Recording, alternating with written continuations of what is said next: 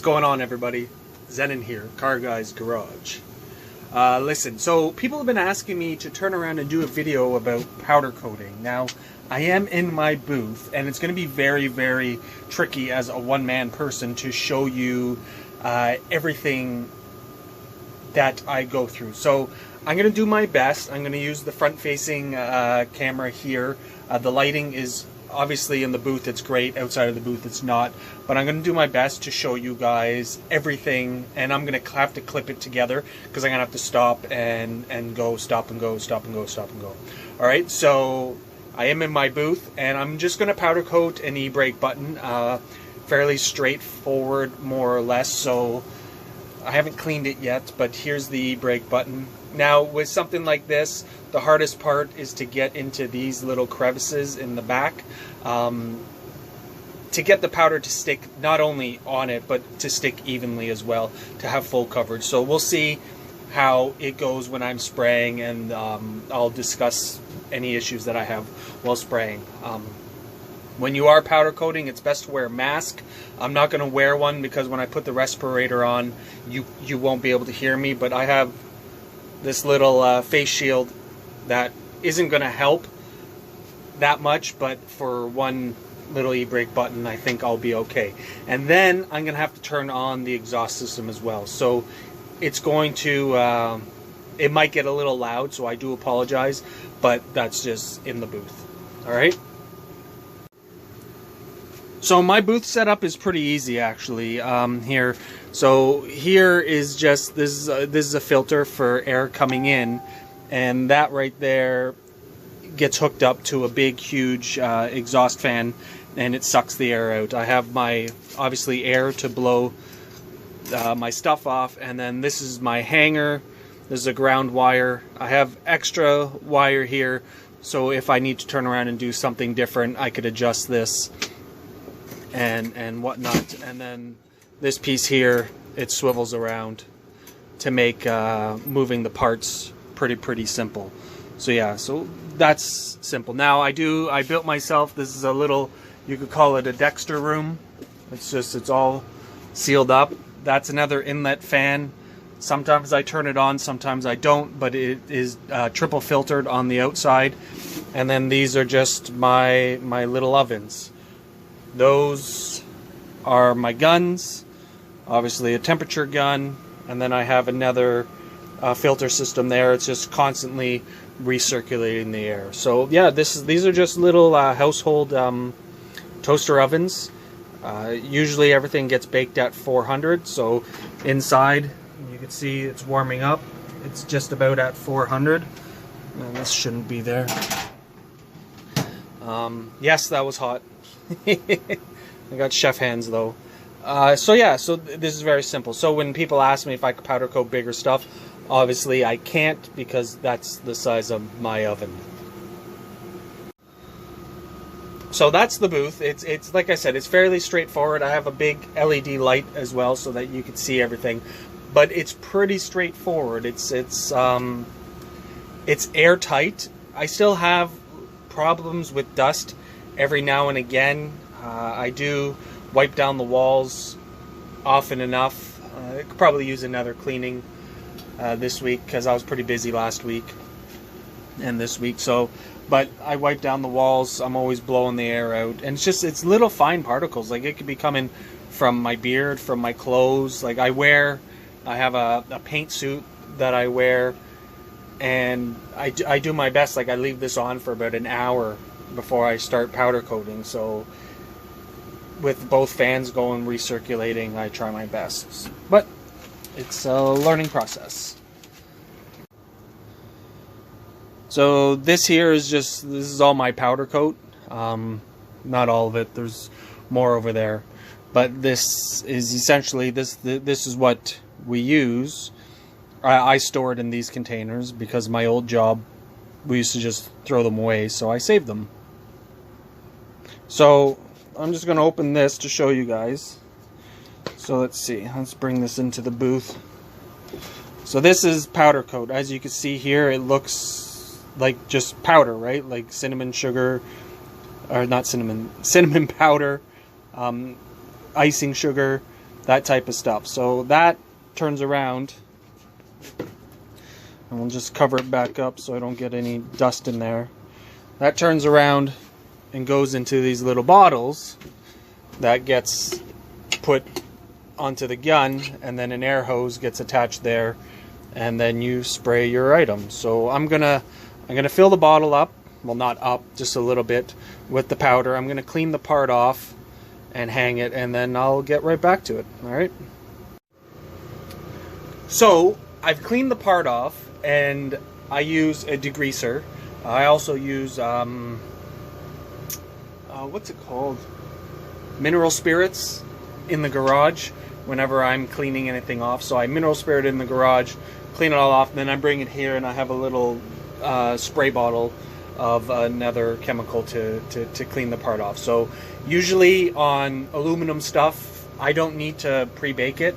On my stainless steel, and when I used to do regular steel or any other thing that I don't make, like I did those turbo covers, the Hella Horns covers the other last week, and I left them in the oven to let any of the chemicals or moisture or anything in the metal. I just left them in there for about an hour and a half baking, so that anything will come out of the metal, and then I could turn around and powder coat it.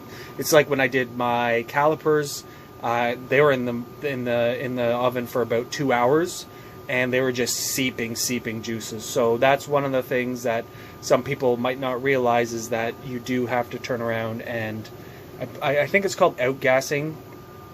And yeah, that's a very important thing to do. So now I'm going to turn around. I have my little blowtorch here. And what I'm going to do is, I'm going to quickly torch the button. So the purpose for torching it is to take any of the dust or micro lints or fibers, anything like that, off of the item. And so I usually blow it with compressed air first, and then I hit it with this, and then I blow it with compressed air again. So I'm going to put the phone down again, and I'm just going to go through the process, and then I'll turn it back on to videotape it when I'm powdering it. All right. So I torch it, and then I blow it off with compressed air. So here's my compressor that feeds the line into the booth for the powder coating guns.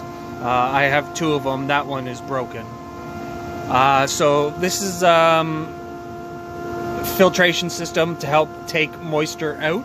So I want to point that out. So I have one there. And then also on the guns, I have these disposable ones as well. So that's actually very, very, very important. Thing here right now, but here's the gun. And there is this little button. So when you press down this button, it sends an electrical charge into the gun, the tip, and then this is negative. So this is grounded, and what's going to happen is that the powder, when it comes out, it'll go to anything that is grounded. So you press this, it electrifies the tip, which is that right there. So if I turn around and try this one-handed, see that? So that's because the tip is charged, and when you put the item on there, it's going to turn around and be negative. So the positive stuff that comes out of the gun is going to be attracted to the negative. So this is very hard one-handed, but I'm going to give it a whirl for you guys.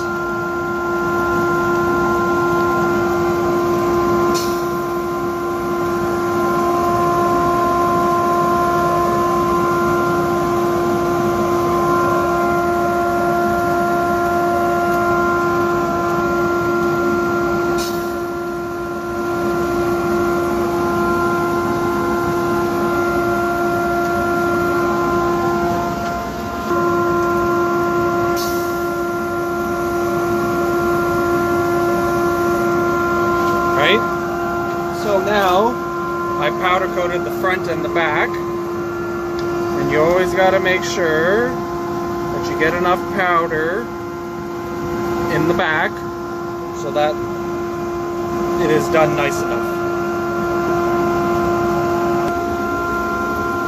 And then we're just going to turn around and hang that, and then it's going to sit in there until it reaches 400 degrees. So now it's just going to sit in there.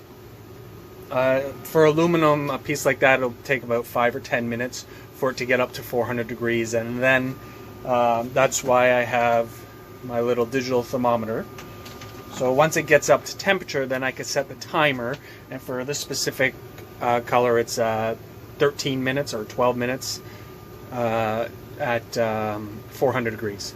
So it is a wrinkle color. So when I was showing you earlier the powder on it, and it looked like it wasn't laid not necessarily evenly, but nicely, that's because that's a wrinkle color. So the wrinkle colors, they don't lay as nicely as the other ones because it's something in the powder turns around and makes it wrinkle as it heats up. So when you're laying it on, you have to lay it on a little bit extra thick, and that helps in the, I don't know the science term, I failed science a bunch of times, but that helps when it's heating up the chemical compound. It makes it wrinkle. So whatever it is, I don't know, I can't explain it.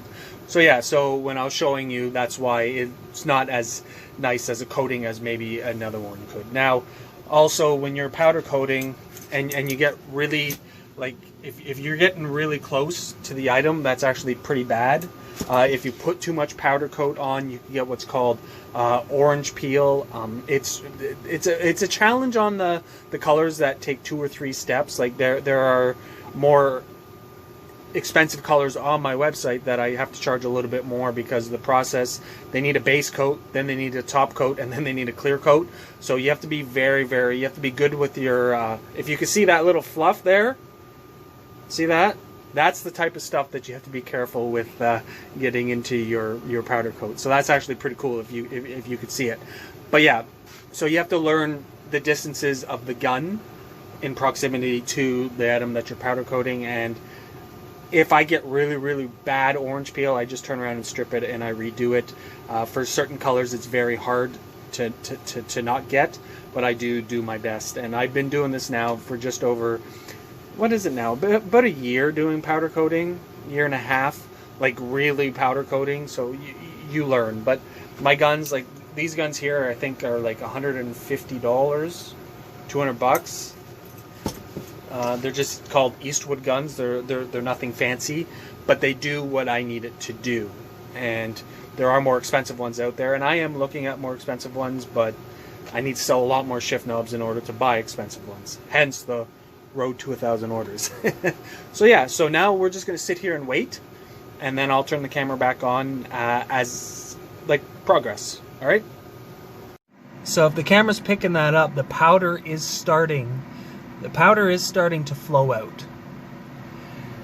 All right. So now it's been in there for a bit. Use my thing. It's only at 263. So yeah, it's only at 263, so we still have to wait. And then we'll see how it does. But you see, when the powder was on there, it was not clumpy, and now that it's heating up, the powder is going to melt. It's essentially just melting, and it's going to coat everything on the brake button. So I don't know if the camera is going to pick it up. Probably not. But you can see that it's starting to wrinkle already. And we're just going to temp it.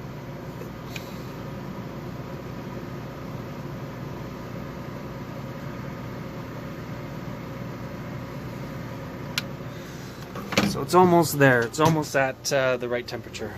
So now that the part has reached 400 degrees, I set my timer for the 15 minutes, and now I could turn around and go do whatever I need to do, and I don't need to sit here and make sure that the part has gotten to temperature. So when I'm powder coating, that's actually a pretty interesting thing, is that I have to wait And that's when I do a lot of my social media stuff, but I have to wait for the item to get to temperature so that I can temp it, and then I can turn around and make what I need to make.